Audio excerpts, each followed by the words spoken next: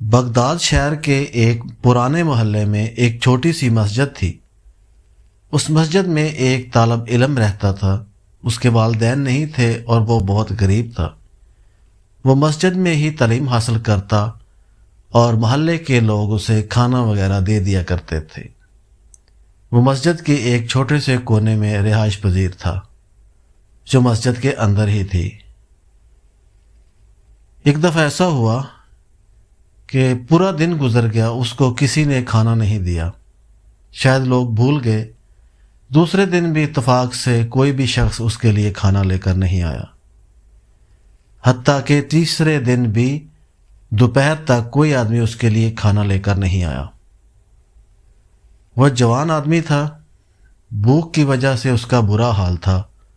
اسے محسوس ہوا کہ اگر تھوڑی دیر میں اسے کھانا نہ ملا تو شاید وہ مر جائے گا۔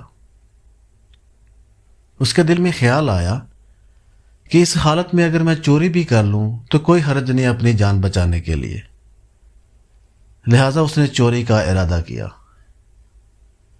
پرانے وقتوں میں اس محلے کے اندر گھروں کی چھتیں ایک دوسرے سے ملی ہوئی تھی، لہٰذا مسجد کی چھت کے ساتھ بھی دوسرے گھر کی چھت ملی ہوئی تھی۔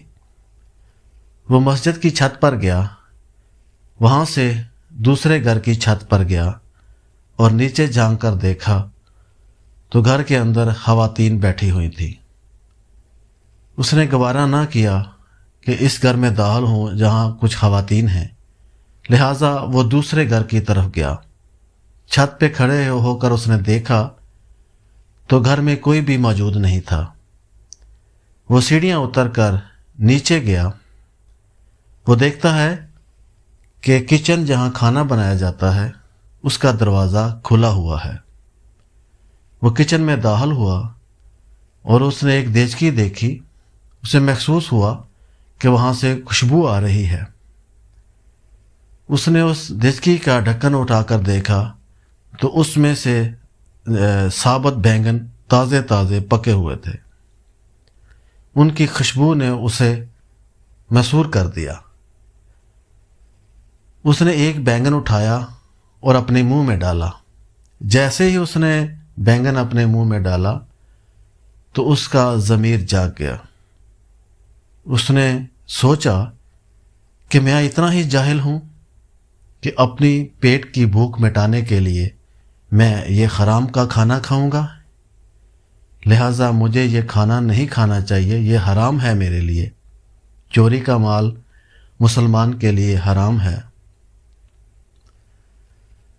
اللہ پاک کا اس پر کرم ہوا، اس نے وہ بینگن دوبارہ ہانڈی میں رکھ دیا اور اللہ کے حضور توبہ کر کے دوبارہ چھت پہ آیا اور وہاں سے ہوتے ہوئے اپنی مسجد میں آ گیا۔ جیسے ہی مسجد میں آیا تو مسجد کے امام صاحب جو اس کے استاد بھی تھے وہ لوگوں کو تعلیم دے رہے تھے۔ وہ بھی پاس کھڑا ہو کے سننے لگا، لیکن بھوک اور پیاس کی وجہ سے اسے کچھ بھی سمجھ نہیں آ رہا تھا کہ استاد صاحب کیا تعلیم دے رہے ہیں۔ سب شاگرد اور لوگ اپنے اپنے گھروں کو چلے گئے۔ ایک عورت جو برقع پہنے ہوئے تھی وہ اور ایک بوڑھا شخص وہاں بیٹھے تھے۔ عورت استاد جی سے کچھ باتیں کر رہی تھی۔ اچانک استاد جی مجھ سے اس لڑکے سے مخاطب ہوئے اور کہنے لگے، جوان کیا تمہاری شادی ہوئی ہے؟ اس لڑکے نے جواب دیا، نہیں۔ استاد صاحب نے پوچھا، کیا تم شادی کرو گے؟ اس نے کہا، استاد صاحب میرے پاس آج 3 دن ہو گئے ہیں، کھانے کے لیے ایک لقمہ بھی نہیں ہے، میں شادی کیسے کر سکتا ہوں؟ استاد صاحب نے کہا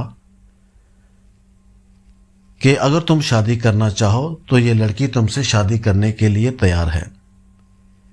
انہوں نے بتایا کہ یہ عورت جوان ہے، اس کا خاوند کچھ دن پہلے فوت ہو گیا ہے، لہٰذا یہ اپنی زندگی کو محفوظ کرنے کے لیے شادی کرنا چاہتی ہے۔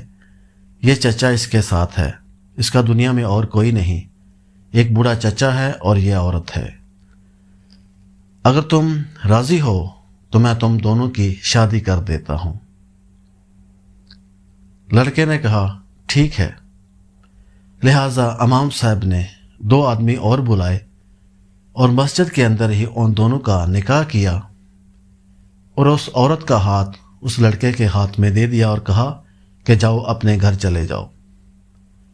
لڑکا حیران تھا کہ کون سے گھر اور کہاں جانا ہے، لہٰذا وہ عورت اسے لے کر اس محلے کے ایک گھر میں داخل ہوئی۔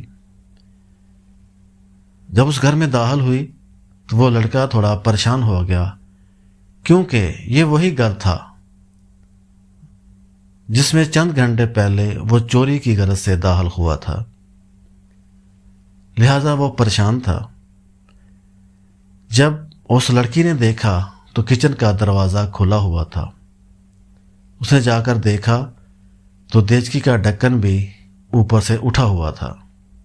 اس نے جھانک کر دیکھا، اس بینگن کو دیکھا جس کو اس نے منہ میں ڈالا تھا اور اس سے تھوڑا کاٹا بھی تھا۔ وہ بڑی حیران ہوئی، اس لڑکے سے کہنے لگی بڑی عجیب بات ہے، ہمارے گھر میں کوئی آیا تھا اور اس بینگن کو کھانے کی کوشش کی لیکن پھر نہیں کھایا، یہ کیسے ہو سکتا ہے؟ اور اس عورت نے پوچھا کہ تم کیوں پریشان ہو؟ اس نے کہا بات دراصل یہ ہے کہ یہ بینگن تھوڑی دیر پہلے میں نے ہی کھانے کے لیے اٹھایا تھا، لیکن مجھے اپنی غلطی کا احساس ہو گیا کہ حرام چیز ہمارے لیے منع ہے، لہٰذا میں نے اسے وہیں چھوڑ دیا اور اللہ کے حضور توبہ کر کے واپس چلا گیا۔ اس عورت نے کہا سبحان اللہ، دیکھا تم نے اللہ کی رضا کے لیے اس بینگن کو کھانا چھوڑ دیا، اللہ تعالیٰ نے تمہارے لیے یہ پورا گھر، ایک خوبصورت عورت اور کافی مال و دولت تم کو عطا کر دی ہے۔ وہ اس لڑکی کا خاوند کافی امیر تھا، اس کا گھر اپنا تھا، اس کا کافی کاروبار بھی تھا جو سارا اس عورت کا تھا۔ اللہ تعالیٰ نے اسے ایک گناہ چھوڑنے کے بدلے بہت سارا مال و دولت اور ایک خوبصورت اور جوان بیوی عطا کی۔ ہمیں چاہیے کہ ہم کوئی بھی گناہ، کوئی بھی حرام چیز صرف اللہ کی رضا کے لیے ترک کریں گے تو اللہ تعالیٰ ہمیں اس سے کئی گنا بہتر عطا فرمائے گا۔